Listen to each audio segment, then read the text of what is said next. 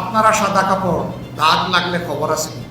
জামাত ক্ষমতার প্রতিদ্বন্দ্বী হবে এটা কেউ আগে মনে করত না, এখন অনেকেই মনে করে আপনারা হবেন ক্ষমতার প্রতিদ্বন্দ্বী। এই সময় জামাত আমির ডাক্তার শফিকুর রহমান নেতাকর্মীদের লেনদেন ও আচার আচরণেও আরও সতর্ক থাকার আহ্বান জানিয়েছেন। শুক্রবার রংপুর মডেল কলেজ মিলনায়তনে রংপুর দিনাজপুর অঞ্চলের জেলা উপজেলা ও থানা আমির সম্মেলনে তিনি এসব কথা বলেন। তিনি বলেন, দুইটা সার্চ লাইট আপনাদের দিকে এখন তাক করা আছে, একটি আল্লাহ তাআলার, আরেকটি জনগণের। এই দুইটাকেই সম্মান করতে হবে। সাদা কাপড় যারা পরে তারা যেন খুবই সতর্ক থাকে, যেন সে কাপড়ে কোনো দাগ না লাগে।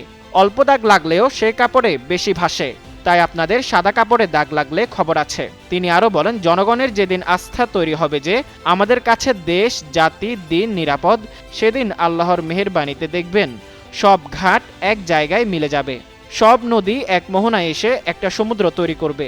এই কাজটা আপনাকে আমাকে করতে হবে। আমাদের লেনদেন আচার আচরণ আগের চেয়ে অনেক সতর্ক হতে হবে। কাজেই আপনাদের প্রত্যেককে সার্চ লাইট দিয়ে দেখা হবে।